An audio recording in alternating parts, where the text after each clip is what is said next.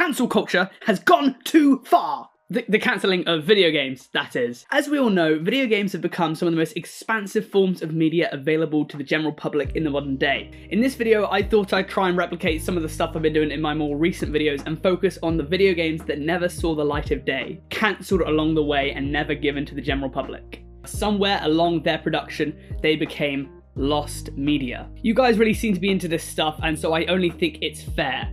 Now, I need to preface this video by saying I'm by no means an expert in gaming, so if I got something wrong, please be respectful about it. Either way, I'm going to give you just a few of the most intriguing, the most snaky, and the most scandalous reasons as to why these video games were lost or cancelled. And so without further ado, this is the Lost and Cancelled Video Games Iceberg explained.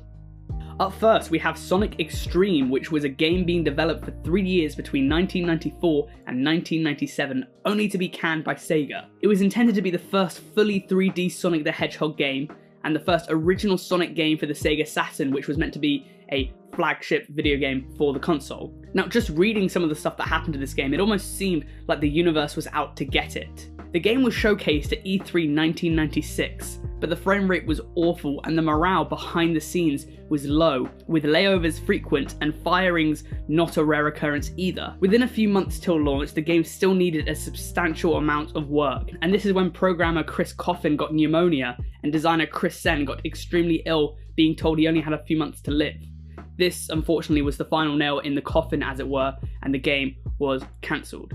The cancellation has been said to have killed the Sega Saturn, as during the production of this game, Sega went from owning 55% of the console market to only 12% in 1997, and while many factors were the cause of this game being cancelled could not have helped. Sega would never release a Sonic platform game on the Saturn. Silent Hills. I'm glad this one's on the iceberg because back in the day I was very excited for Silent Hills. I was a big fan of Norman Reedus because of his work on The Walking Dead, but as it's on the list, you already know it was cancelled.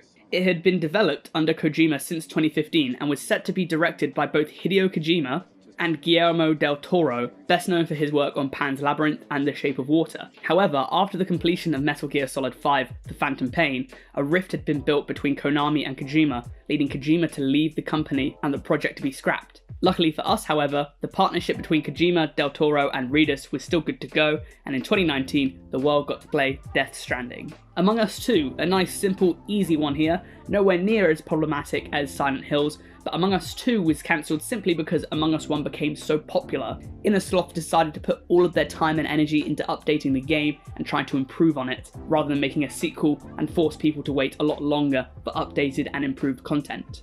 Due to this decision, we were recently able to play the airship map, and some think that this was a wise decision from Inner Sloth because they were able to capitalise on the first game's success. If anything, this was a happy cancellation. Star Wars 1313 was supposed to be a darker, grittier take on the Star Wars video game, similar to Star Wars 2002 game Bounty Hunter.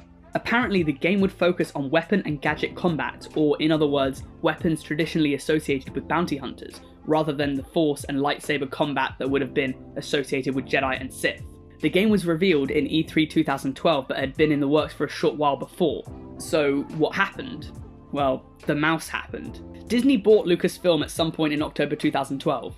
Whenever the paperwork was signed, that was the day that Star Wars 1313 breathed its final breath. Maybe it was too dark, maybe Disney just didn't have plans for it, but whatever it was, Disney buying Star Wars 1313 was the reason for its cancellation. WWE 2K21. I mean, whatever happened to the WWE video game franchise? Ever since wrestling games went from SmackDown vs. Raw to WWE 2K, they've been going downhill. Regardless, even if they have been going downhill, I can't remember the last time there wasn't a WWE game each year. There hasn't been a year in my lifetime, I don't think. Why was WWE 2K21 cancelled then? Well, if you're watching this video when it comes out, the answer might be obvious. If you're watching from the future, hello, how's a COVID-free world? It was a mixture between the COVID-19 pandemic and a particular hatred towards the most recent game, WWE 2K20. If you don't know, this game is broken full stop. I mean, it's almost unplayable. And then 2K got hacked and all that, so that wasn't great. The problem is, unlike sports games that have different teams and different fixtures each year, while the turnaround in WWE is quite high, you don't need to make a new game each year. So perhaps making a new game every other year would be more advantageous because you could kind of make it better, you could put more time into it. Regardless, 2K21 was cancelled, predominantly down to the coronavirus pandemic, but also because People just hated 2K20, it was just a mixture of things. Gotham by Gaslight was a cancelled Batman game, a game set in a steampunk late 1800s England in which Batman attempts to capture Jack the Ripper. There's some footage here that was released after the game's cancellation, and generally it saw positive reception from the fans. The internet's a bit quiet on this one, but from what I can find, it seems to have been cancelled due to the company that wanted to create it, THQ, not getting the rights to it. They were not given the rights to the Batman property.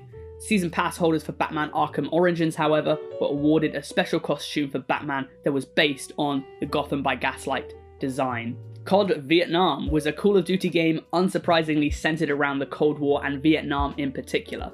The game was being developed by Sledgehammer Games for roughly a year back in 2010, but was cancelled due to Sledgehammer having to help out Infinity Ward create a Call of Duty game that was further along in development, that being my favourite COD game, Modern Warfare 3. The reason why Infinity Ward needed help was because two higher-ups, Jason West and Vince Zampella, were fired, and several dozen employees left to join their new company, Respawn, known for creating Titanfall, Apex Legends and Star Wars Jedi Fallen Order. Due to the lack of focus and the lack of staff, COD Vietnam was eventually cancelled. Thrill Kill. So I've spoken about this one before on my weird and creepy PlayStation Iceberg, I believe, so go check that video out after this one if you're interested.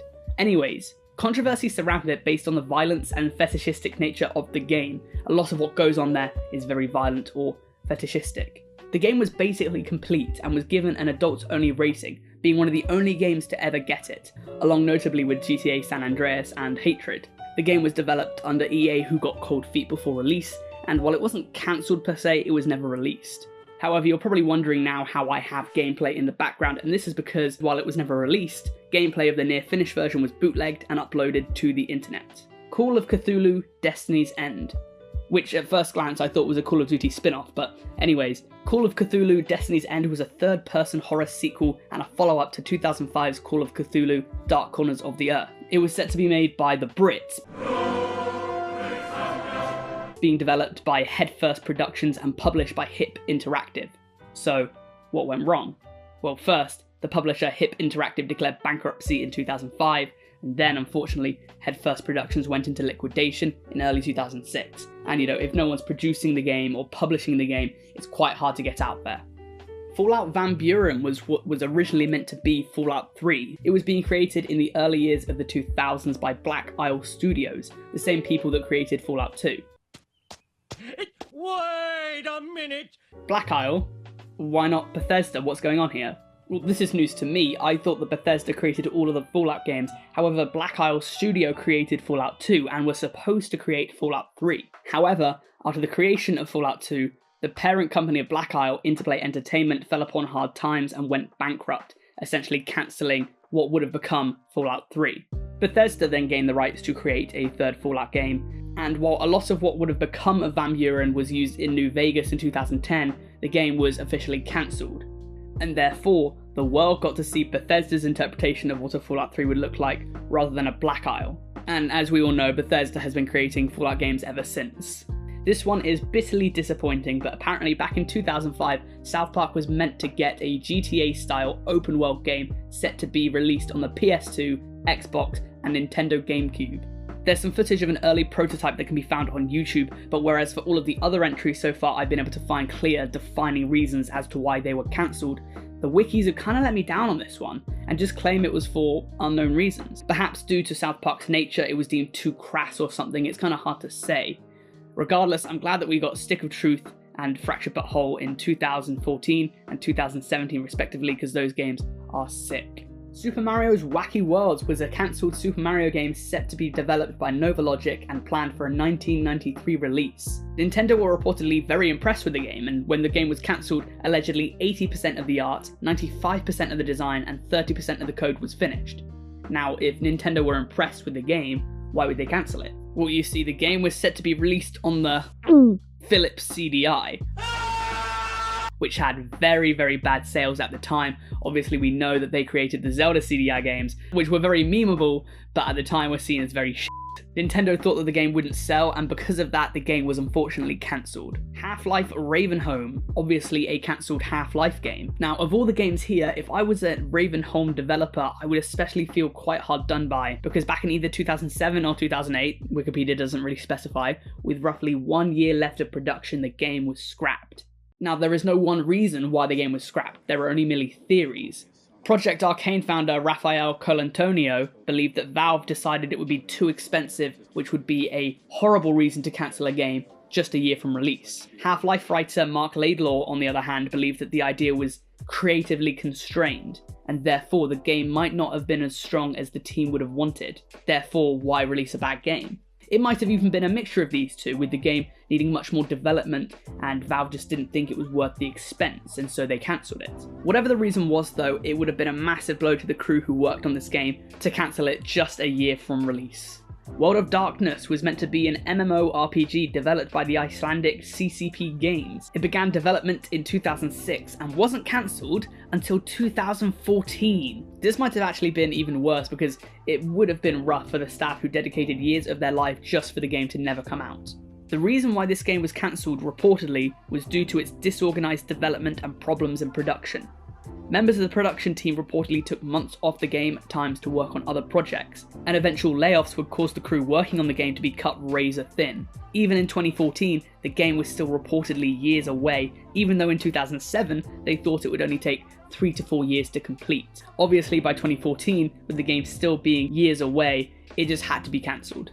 Okay, I'm finally going to talk about The Ripper. And I thought it would be good to include The Ripper on this list because while there isn't a lot of information that can be found out about it, as the title suggests, this game was supposed to be centered around Jack the Ripper. Now, you wouldn't be a police officer trying to put an end to his string of murders, no.